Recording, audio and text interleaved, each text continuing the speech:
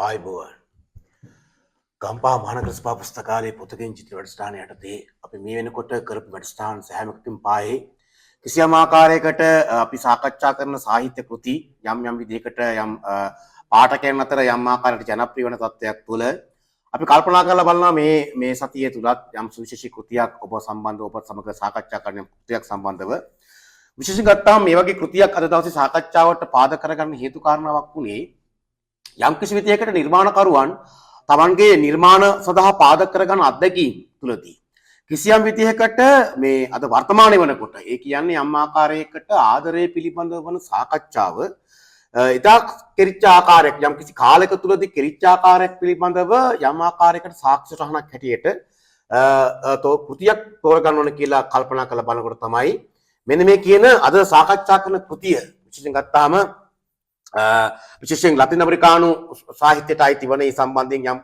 යම් ප්‍රවණතාවකට සම්බන්ධයෙන් දායක වුණු ගබ්‍රියෙල් ගාර්සියා මාකේස්ගේ කොලරා කාලේ ආලේ කියන කෘතිය තමයි අද දවසේ අපි මේ සාකච්ඡාවට වාජනය කරන කෘතිය. විශේෂයෙන් ගත්තාම මේක පරිවර්තනය කරනවා ගාමිණී වියංගොඩ මහත්මයා අතින්.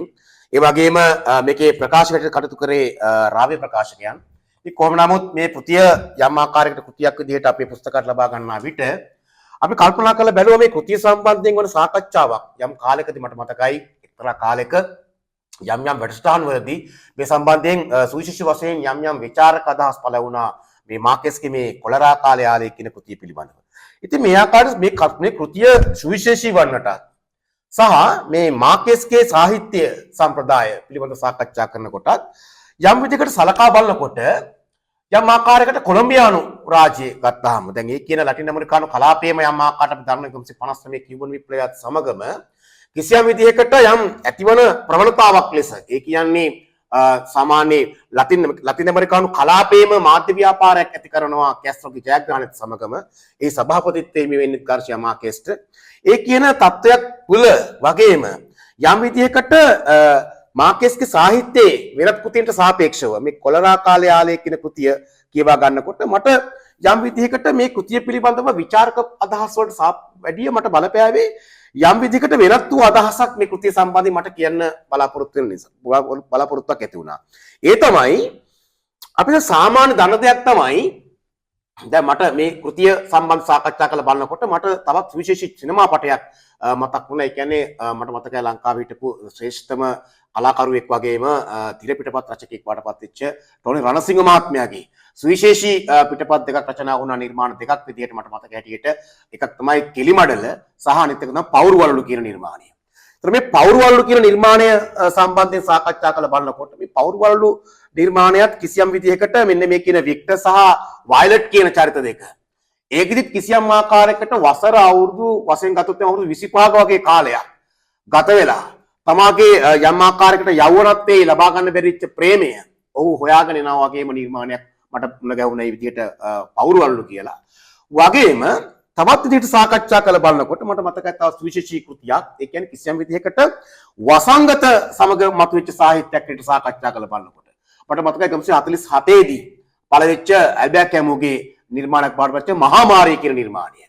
ඉතින් ඒ කියන මහාමාරී කියන නිර්මාණය වගේම මෙන්න මේ කියන කොලරා කාලේ ආලේ කියන නිර්මාණය කිසියම් විදිහකට සාහිත්‍ය සාකච්ඡා කරන බෝධනාගේ සාකච්ඡා පාඩපත් තුනේ මේක එක්තරා විදිහක කිසියම් වසංගතයේ සාහිත්‍ය සාකච්ඡාව විදිහට තමයි මෙන්න මේකේ නිර්මාණ සාකච්ඡා කෙරුණේ.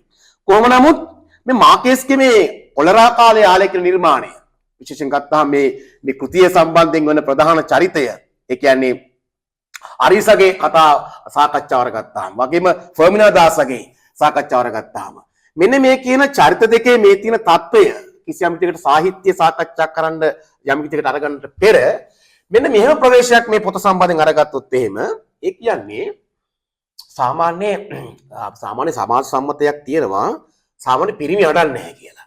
කියන්නේ සාමාන්‍ය පිරිමියෙකුගේ ග්‍රයිවෙන්සස් එකක් සාමාන්‍ය හැම ස්ත්‍රියකටම කියන්නේ නැහැ. කිසියම් විදිහකට තමාට සුවිශේෂී වෙච්ච ස්ත්‍රියක් සම්බන්ධයෙන් තමයි නැත්නම් තමා තුළ තියෙනා වූ දෙය යම් විදිහකට ඉදිරිපත් කරන්න පුළුවන් ස්ත්‍රියක් එසතාවන සුදුසු ස්ත්‍රියක් මුණ ගැහෙනකන් සාමාන්‍ය පිරිමියෙක් තමාගේ ආත්මීය ප්‍රකාශනයන් කරන්න යන්නේ නැහැ සාමාන්‍ය හැම ස්ත්‍රියක් සමගම. ඉතින් මට තවත් විශේෂ නිර්මාණයක් මුණ ගැහුණා. ඒ කියන්නේ නැපෝලියන් කියන සිනමා පටය.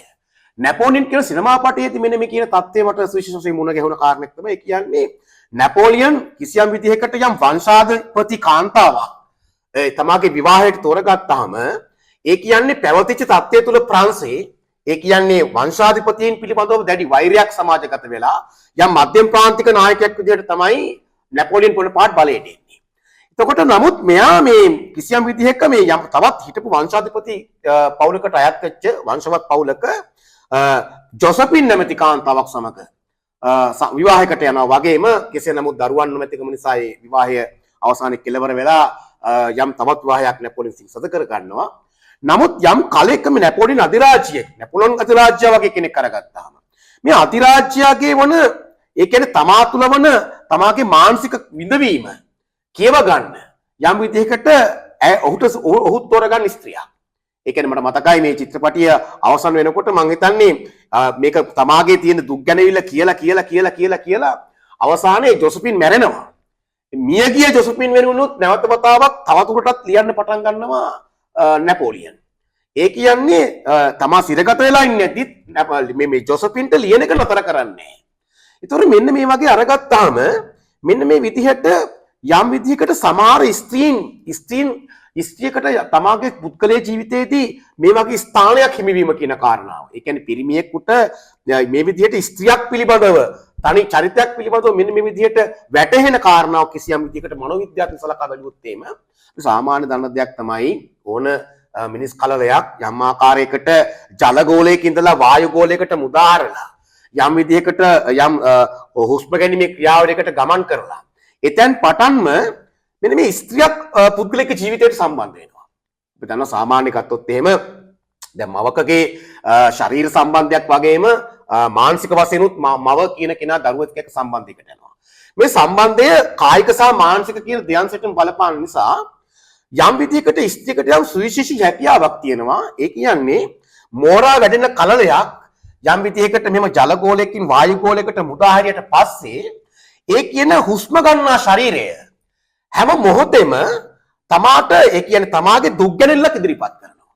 ඒ කියන්නේ අපි දන්න දෙයක් තමයි සාමාන්‍ය දරුවෙක් කුඩා කල බඩ කිනි වෙන එක යම් තමාට රෝගයක් තියෙනක මොනවා හරි විදියක යම ප්‍රකාශ කරන්න බැරි තත්වයක් තුල ඒ කියන්නේ එසතහවන යම් ව්‍යාකරණයක් සහිත භාෂාවක් නැති තත්වයක් තුල යම් කිසි විදියකට ඒ දරුවා කියන්නේ කුමක්ද කියන එක වටහා ගැනීම හැකියාවක් තියෙන ස්ත්‍රියට.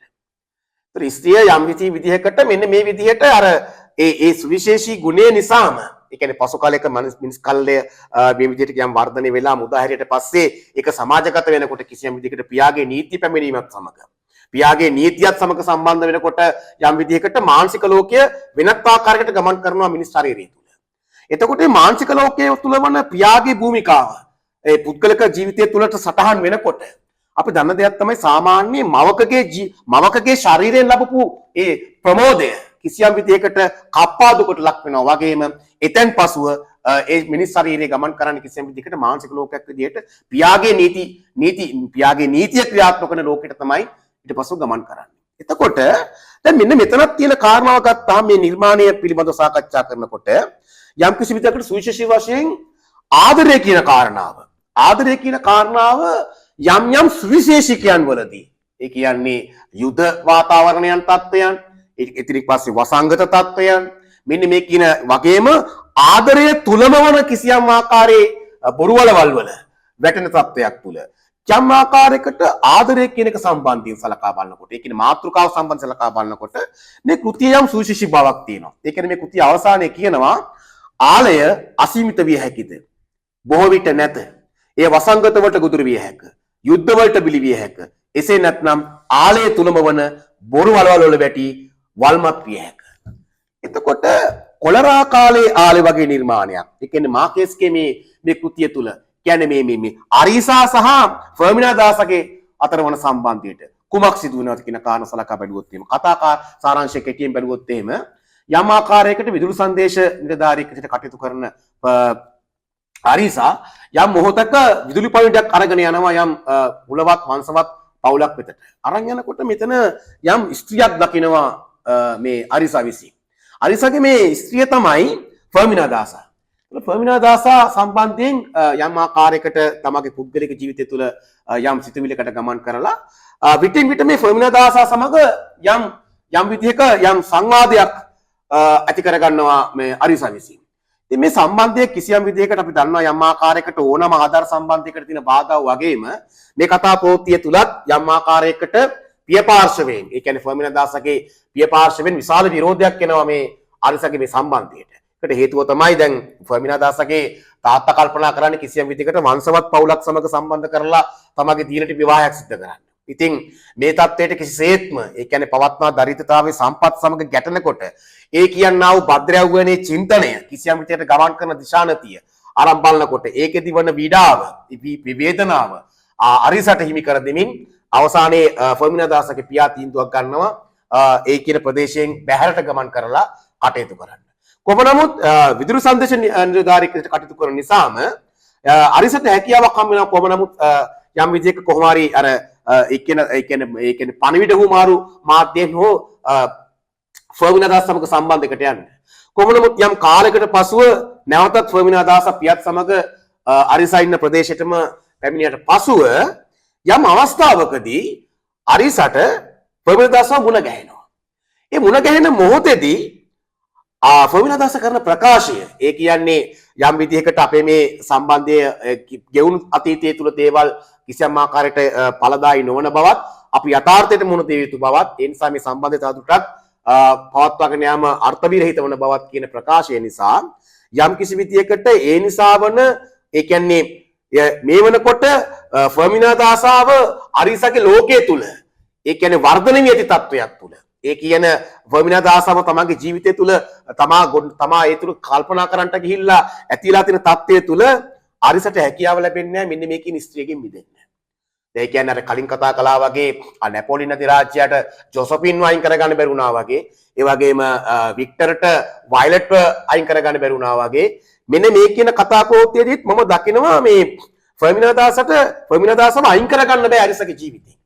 ඉතින් ෆ්ලොරෙන්ටිනෝ අරිසා ඊට පස්සේ කල්පනා කරනවා තමගේ ජීවිතය තුළ දැන් පටන් කිසියම් වෙනත් මූල ජීවිතයකට ඔහු ගමන් කරනවා. ඒ කියන්නේ දැන් ඔහු දකින දෙයක් තමයි මෙතනින් පසු වෙන සම්බන්ධතා. ඒ කියන්නේ මෙතනින් පසුව තමාට මුණ ගැහෙන ස්ත්‍රීන් මේ ස්ත්‍රීන් සියල්ලක්ම පවත්නා තත්ත්වයට වන විකල්පයක් මිසක අර ආකාරයට පුද්ගලගේ කේවල මනසේ තියෙන තත්ත්වයට විසුතුමක් නෙවෙයි.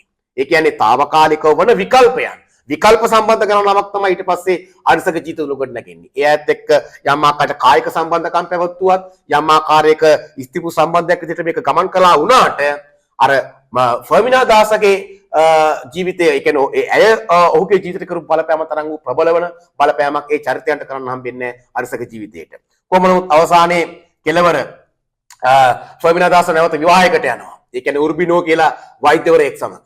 ඒ විවාහය සහ ඒ විවාහය ගත කරන කාලය තුල ඒ කියන්නේ අරිසා තමගේ ජීවිතය තුල තමා ෆර්මිනා දාස වෙනුවෙන් සම්බන්ධයෙන් වන ආදර හැඟීම කෙලවර මේ නතර කරගන්න නැතුව ඔහු කිසියම් විදිහකට ජීවිතේ වසර 53කුත් මාස 7කුත් වගේම රාත්‍රී 11කුත් තමා බලාගෙන සිටිනවා තමාගේ ප්‍රේමය ප්‍රකාශ කිරීම වෙනුවෙන්. ඒ කියන්නේ යම් මොහොතකදී පණිවිඩයක් ලැබෙනවා උර්බිනෝ ඒ කියන්නේ තමාගේ කියන්නේ ෆර්මිනා දාසගේ ස්වාම පුරුෂයා මිය ගිය බවත් ඒ මේ මියගිය කාරණාව දැනගත් වහාම හැකියක්මනින් අරිසා ගමන් කරනවා ෆර්මිනා දාස වෙත ගමන් කරලා කියනවා දැන් අපිට බාධාවක් නෑ නේද කියන්නේ අපේ ආදරයට බාධාවක් නෑ නේද ඒ වෙනකොට අවුරුදු 72ක් විතර වගේ කාලයක් මං හිතන්නේ වයසින් අතර ගත්තොත් එහෙම. එතකොට අපිටත් වෙලාවට කල්පනා වෙන දෙයක් තමයි මේ ෆර්මිනා දාස ඒ වෙනකොට අවුරුදු 70 ගානකට ගිහිල්ලා තමාගේ කායික ඒ කියන්නේ කායික පක්ෂය කියන කායික ඇඟපසංග තත්ත්වයන් සියල්ලක්ම වැහැරී කී තත්ත්වයක් තුලත් මේ අරිසා තවත් මේ මොකද්ද මේ හොයන්න යන්නේ. ඒ කියන්නේ අර මම කලින් සඳහන් කරපු වගේ ඔන්න ඔය විදිහට පොතකින් ජීවිතේ කියන වැඩසටහනයට අපි සාකච්ඡා කරලා බලනකොට ගන්න ඕන කාරණයක් තමයි මෙන්න මේ විදිහට යම් ස්ත්‍රීන් ඒ කියන්නේ යම් පුරුෂයන්ගේ ලෝකයේ තුල යම් ස්ත්‍රියක් අරක් ගන්නවා. ඒ අරක් ගැනීම තුල කොයිම මොහොතකවත් තමාගේ ජීවිතයට ඇතුල් වෙච්ච මේ ස්ත්‍රියකින් බැහැර වීමට හැකියාවක් ලැබෙන්නේ නැහැ පිරිමියට. ඉතින් මේක මෙන්න මේකින අරිසටත් පොදු කාරණයක් පාටපත් වෙනවා. කොහොම නමුත් ෆර්මිනා දාස කල්පනා කරනවා මගේ ස්වාම පුරුෂයාගේ මිය යාම මේ උණුසුම යනටත් මත්තේ මෙවැනි ආකාරයේ යෝජනාවක් කිරීම සම්බන්ධ පළමුව ඇති වෙන අදහස සහ පසුව අරිසගේ පෙරත්ත කිරීමත් එක්ක මේ සම්බන්ධය පවත්වාගෙන යන්න උත්සාහ කරනකොට දැන් මේ සඳහා වන කාල අවකාශය ආරම්භ බලනකොට දැන් අවුරුදු 74ක 72ක දෙන්නෙක් ආදරය කරන ගත්තොත් එimhe සමාජයක ඒක කිසියම් ආකාරයකට බැලුවොත් එහෙම කොයි ආකාරයකට දැන් සාමාන්‍ය පාඨක සමාජය කල්පනා කරන්නේ කොච්චර විගඩම් සහගත දෙයක්ද කියලා. නමුත් අපි නොදන්න කාරණයක් තමයි ඒ කියන්නේ මෙන්න මේ කියනා වූ කාලය තුළ ඒ කියන්නේ ෆ්ලොරන්ටිනෝ අරිසගේ ජීවිතය තුළ මේ ස්ත්‍රිය පිළිබඳව තිබුණ ඒ ආදර හැඟීම කොයිතරම් ආකාරයකට ගමන් කරලා තිනවද කියනවා නම් අවසානයේ මේ දෙන තෝරගන්නවා කිසියම් යාත්‍රාවකින් ගමන් කරන ගමන්ම තමාගේ ඒ කියන්නේ ඇත්තලා විදිහට ගත්තොත් එimhe සංකේතයක් විදිහට සාකච්ඡා කරොත් එහෙම මේක එක්තරා විදිහක ජීවන යාත්‍රාවට ගොඩ වෙන්න හම්බෙන්නේ මෙන්න මේ කියන වියපත් අවධියේදී. ඉතින් වියපත් අවධියේදී මේ දෙන්නට ජීවිත යාත්‍රාවට ගොඩ වෙනකොට මේ දෙන්න එක ගමන් කරන අතරතුරේදී මේගොල්ලෝ ප්‍රයෝගයක් පාවිච්චි කරනවා. ඒ කියන්නේ කොලරා රෝගීන් ප්‍රවාහනය කරනකොට අනුගමනය කරන කහපාට දජයක් තමාගේ යාත්‍රාවේ සවි කරලා එතකොට අනිත් අයගේ සමාජයෙන් මේක වහන් වෙලා මේ දෙන්න තමාගේ මේ නාත්‍රාව තුළ කරන කටයුත්ත ඒ කියන්නේ එකිනෙකාගේ ආදරබර ජීවිතය යම් විදිහකට ඒ ගංගතරණය කරලා යම් මොහොතකට ගමන් කරලා අවසානයේ ආවට පස්සේ ෆර්මිනා දාස කියනවා මගේ ජීවිතේ මම ගෙවපු සතුටින්ම ගත කරපු කාලය තමයි මේ කියන කාලේ මේ කියන දවස් කිහිපය කියලා කිව්වට පස්සේ මෙතන කල්පනා කරන නැවත වතාවක් අපි මේ වගේ යාත්‍රාවල් අවස්ථා කිහිපයක් එහෙට මෙහෙට ගමන් කරනකොට අපේ ජීවිතයත් අවසන් වෙයි. ඉතින් මේ විදිහට අවසන් වන ජීවිතයක් දක්වා වන අවසානයේ තමගේ ප්‍රේමය ගමන් කරවන්නට ෆ්ලොරන්ටිනෝ අරිසා කල්පනා කරනකොට අපි තේරුම් ගන්න ඕන දෙයක් තමයි මේ සම්බන්ධ සිනමා පටයක් කරනවා. වගේම ගීත රචනාවන් ගණනාවකුත් කරනවා. වගේම කවි සහ තවත් සමහර අදහස් දැක්වීම් ගණනාවක් මේ කෘති සම්බන්ධයෙන් කෙරුණා. ඒතර මම කලින් සඳහන් කරපු ආකාරයට අපි මේ ජීවිතේ පුරා පොතකින් චිත්‍රීකරණ වැඩසටහනට ගත්තාම පොතකින් චිත්‍ර වැඩසටහන මේ කාණේ ගලපා බලනකොට තේරෙන දෙයක් තමයි යම් කිසි විදියකට සමහර සුවිශේෂිකයන් තුල දැන් සාමාන්‍ය බොම්බේ වගේ සිනමා පටයක් අරන් බලනකොට ඒකෙදි කතා කරනවා කිසියම් විදිහකට ජනමාර්ගික ප්‍රශ්නයක් සිදුවන තත්ත්වයක් තුල ඒ තමයි ඒ ආදර සම්බන්ධයක ගමන් කරන්නේ කොහොමද වගේ මට මතකයි තවත් සුවිශේෂී සිනමා පටයක් ඒ කියන්නේ ಭಾರತೀಯ සිනමාවේ පුටා ගත්තොත් එහෙම ලව් ස්ටෝරි 1942 කියන සිනමා පටය. දැන් මේකදී එක්තරා විදිහක විමුක්ති අරගලයක් යන මොහොතක ඒ සම්බන්ධයෙන් ඇතුලේ ආදර සම්බන්ධයක් පිළිබඳව සාකච්ඡා කරනවා. ඒතර මෙන්න මේ කියන කොලරා කාලයාලේ වගේ නිර්මාණයක් අරගත්තාම ඒක ලතින් ඇමරිකානු සාහිත්‍යයට අයිති වන මේ කෘතිය අරන් බලනකොට මේකෙදි කිසියම් වසංගත තත්වයක් තුල ඒ කියන්නේ වසංගත තත්වය තමයි මේ දෙන්නම ආදරයෙන් බඳින්න හේතු කාරණා වෙන්නේ. එතකොට අපි තේරුම් ගන්න කාරණයක් තමයි අපි දන්නේ නැති වුණාට අපිමම අපේ ජීවිතය තුලදී ආදරයේ නැමැති කාරණාවේදී බාධාවක් බලාපොරොත්තු වෙනවා. ඒක අපි පිළිගත්තා වූ නොපිළිගත්තා මට තවත් විශේෂ කෘතියක් කියව ගන්න පුළුවන් වුණා. මම විශ්වවිද්‍යාල දින කරන කාලේදී බුද්ධික බණ්ඩාරසිංහ රචනා කරපු ආදරය සහ විවාහය කියන කෘතිය. ඒ කියන කෘතිය සාකච්ඡා කරද්දී පැහැදිලි කිරීමක් කරනවා කිසියම් විදියකට අපි මිනිසුන් සමග ආදර සම්බන්ධයකට යන්නේ ඇයි? ඒ කියන්නේ ආදර සම්බන්ධයක් තුලින් මිනිස්සු බලාපොරොත්තු වෙන්නේ කුමක්ද? ලිංගික සම්බන්ධතාව පැවැත්වීමද, තෑගි භෝග ආරම්භ දීමද, එහෙම නැත්නම් කිසියම් විදිහකට තමාගේ ජීවිතේ වන යම් ආකාරයකට යම් පෞල් සමාජ ස්තරකින් තවත් සමාජ ස්තරයක් සඳහා ගමන් කිරීම සඳහා මේ විවාහ වෙන්නේ, සහාදරය කරන්නේ. මෙන්න මේ කියන කාරණා බොහොමයක් සාකච්ඡා කරන තැනකදී කියන දෙයක් තමයි ප්‍රේම සඳහා බාධාව අවශ්‍යයි. වගේම ආදරය කියන එක භාෂාවෙන් පිළිතුරක් අපේක්ෂා කරන්නේ. ඒ කියන්නේ යම් කිසි කෙනෙක් ඇහුවොත් එම් අපි කෙනෙකුට තව කෙනෙක් ආදරය කරන්නේ ඇයි කියන එක සම්බන්ධව ඒ පිළිතුරක් නොලැබෙන තත්ත්වෙම තමයි පෙරලා ආදරයක් වඩපත් වෙන්නේ. ඒ කියන්නේ දැන් අපිත් කල්පනා කරනවා මේ කෘතිය අවසානයේදී මේ මහලු වයසක් තුලදී මේ වගේ දෙයක් කරන එක නිකන් අකපයි වගේ නේද කියලා.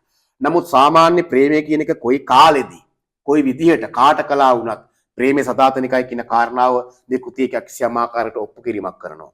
එතකොට අපි යම් ආකාරයකට ගත්තොත් ඒ කියන්නේ මාකේස්ගේ රචනා ශෛලිය තුල දැන් අපි දන්න දෙයක් තමයි සාමාන්‍ය මාකේස්ගේ සාමාන්‍ය පුද්ගලික ජීවිතය අරගත්තාම පුද්ගලික ජීවිතය තුල ਉਹ කිසියම් ආකාරයකට අර ඉන්ද්‍රජාලික යථාර්ථය ඒ කිසියම් විදිහකට උපයෝගී කරගන්නවා තමන්ගේ නිර්මාණයන් වලදී. එතකොට මේ සතහා උට පෞල් පසුබිමෙන් ලැබිච්ච ආభాෂයක් තියෙනවා. ඒ කියන්නේ ආච්චි අම්මා යම් විදිහකට තමාට කතන්දර කියා දීමේදී ඇතිවෙච්ච තත්ත්වය සහ මේක පසු කාලයක නිර්මාණකරණයේදී උට කරන බලපෑම වගේම යම් සුවිශේෂී වශයෙන් මේ කියන නිර්මාණයේදී යම් සිදුවීම් විස්තර කරනකොට මේ කියන தත්ත්වය උපයෝගී වෙච්ච ආකාරය සහ මේ කොලරා කාලේ ආලේකා කියන නිර්මාණය තුල යම් ආකාරයකට වසංගත තත්ත්වයක් අපි වසංගත තත්ත්වයක් අපේ රටේ ඇති වෙච්ච කාලයක් තුල අපි දැක්කා කොවිඩ් වසංගතය ආපු වෙලාවේදී මේ කියන තත්ත්වයන් තුල පැවතිච්ච ආතතියෙන් කලමනාකරණය කරගන්න බැරුව මිනිස්සු යම් ආකාරයකට හිර වෙලා කටයුතු කරන තත්ත්වයක් තුල මේ කෘතින් පිළිබඳ අවබෝධයක් මට මතකයි මේ කෘතියේ සාමාන්‍ය පරිබා ප්‍රකාශනයේ 1997 වගේ කරනකොට මම හිතන්නේ මේවා පිළිබඳව අවබෝධයකින්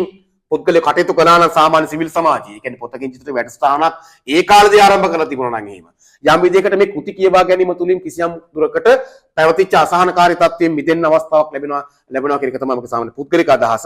ඒ නිසාම වන ප්‍රයෝජනවත්භාවයක් ලබා ගැනීම වෙනුවෙන් මම මේ කියන නිර්මාණයට තෝරගත්තා සේම ගාබ්‍රියල් ගාර්සියා මාකේස්ගේ කොලරා කාලේ ආලේ කියන නිර්මාණය යම් ආකාරයකට කියවා ගැනීම තුලින් යම් පුද්ගලික ජීවිතය තුළ ආදරය පිළිබඳවත් විශේෂයෙන් ගත්තාම සමාජය තුළ හැම මාධ්‍යයකින්ම වගේ ඒ කියන්නේ විශේෂයෙන් ගත්තාම දැන් අපි මේ පාවිච්චි කරන මාධ්‍ය තුළ පවා මිනිසුන් කිසියම් විදිහකට යම් ආකාරයකට සමාජයට ප්‍රකෝප කරන කිසියම් ආකාරයකට සමාජය විනාශ කරන තත්ත්වයකට වන සමාජ අදහස් ඉදිරිපත් කරන තත්ත්වයක් තුළ ගම්පා මානව සභා පුස්තකාලය තීන්දුවක් අරගෙන තියෙනවා. කිසියම් ආකාරයකට සමාජයේ හැඩි කරන සමාජ සාකච්ඡා කියනවා වෙනුවට කිසියම් ආකාරයකට ප්‍රයෝජනවත් වන සාකච්ඡාවක් සිදු කරමින් යම් ආකාරයකට පුද්ගලයන්ට කියවීම සම්බන්ධයෙන් වන හොඳ අවස්ථාවක් උදා කර දෙන තමයි අපි මේ කියන වැඩසටහනේ අරමුණ. ඉතින් කොහොම නමුත් මේ කියන කාරණාවත් කියන සිහිපත් කරමින්ම අද දවසේ සාකච්ඡාව අපි අවසන් කරනවා. ගම්පා මානව සභා පුස්තකාලය පොතක ජීවිත වැඩසටහන යටතේ කොලරා කාලේ ආලේ කියන මේ ගාබ්‍රියල් ගාර්සියා මාකේස්ගේ කෘති සම්බන්ධයෙන් වන අදහස් දැක්වීම මෙයා කතා අවසන් කරන බොහොමත් ස්තුතියි.